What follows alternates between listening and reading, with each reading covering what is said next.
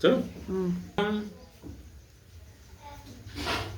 मौलिक अधिकारों में एक ऐसे महत्वपूर्ण अधिकार पर चर्चा करते हैं जिस पर प्रतिदिन कोई न कोई टिप्पणी आती रहती है। बुद्धिजीवी व्यक्ति भी नकारात्मक टिप्पणी करने का प्रयास करते हैं,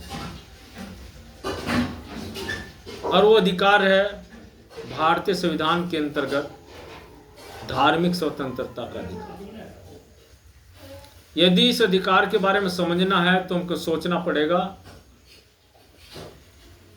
जब भारत का संविधान लिखा जा रहा था उस समय संविधान के लिखते समय गरीब अमीर हर धर्म का व्यक्ति संविधान सभा में था। प्रारूप समिति के जो सदस्य थे उस समिति में भी हिंदू, मुसलमान, ईसाई, सिख, जैन, इस आधार पर भी सदस्य रखे गए। यही नहीं, हम देखते हैं कि भारतीय संविधान के अंतर्गत आगे के लिए कोई ये ना कहे संविधान के इस भाग को हमने रखवाया था। इसलिए ये कहा गया था कि संविधान के अंतर्गत जिन विषयों पर सहमति नहीं है वो संसद के अंदर रखे जाएंगे, बहस होगी, सकारात्मक नकारात्मक सब प्रकार के प्रश्न होंगे, लेकिन इन सब प्रश्नों के पश्चात वोटिंग नहीं होगी, आम सहमति बनेगी लेकिन वोटिंग नहीं होगी। यानी ये भी समझ सकते हैं कि एक नियम बनाया गया था ताकि आपसी विवाद न बने। उसी तरह से हम देखते हैं कि सभी सदस्यों ने, चाहे किसी भी धर्म को मानने वाले थे,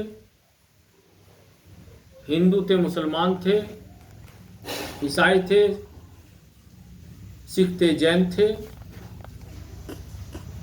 सभी ने बहुत ही गहन चिंतन, विचार विमर्श के पश्चात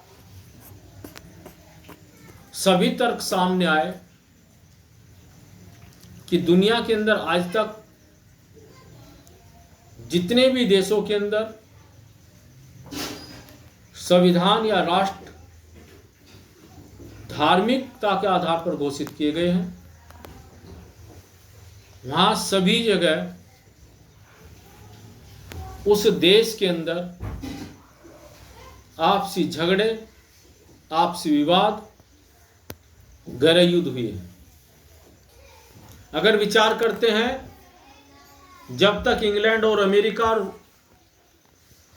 फ्रांस के अंदर, ऑस्ट्रेलिया के अंदर, जर्मनी के अंदर धार्मिकता के आधार पर धर्म गुरु पोप को श्रेष्ठ माना गया,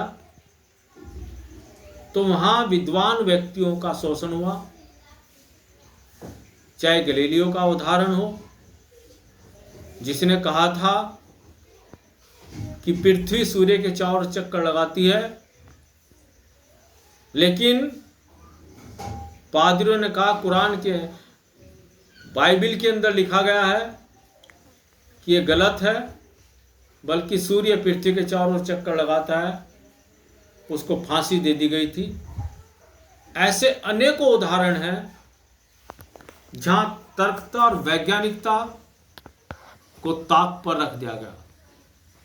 इसी तरह वर्तमान समय में देखते हैं, इस्लामिक कंट्री ईरान है, इराक है, सऊदी अरब है, ये जितने भी इस प्रकार के देश हैं, वहाँ आपसी किस प्रकार के गृह युद्ध चलते हैं। और इसलिए दुनिया के अंतर्गत ये दिया गया है, देखा गया है कि जहाँ धार्मिक कट्टरता होती है, सभी धर्मों का सम्मान नहीं होता, वहाँ ये स्थिति अवश्य है। क्योंकि परिवार में भी कोई छोटा होता है, कोई बड़ा होता है, कोई अधिक बुद्धिमान होता है, कोई कम बुद्धिमान होता है, लेकिन परिवार में सबको समानता दी जाती है। इसी आधार पर भारतीय संविधान के अंतर्गत भी जो धार्मिकता का अधिकार है, उसके अंतर्गत यही कहा गया है कि देश के अंदर प्रत्येक व्यक्ति कोई भी हो, उसे धार्मिकता की दृष्टि से स्वतंत्रता है, लेकिन राष्ट्र का कोई भी धर्म नहीं होगा। सभी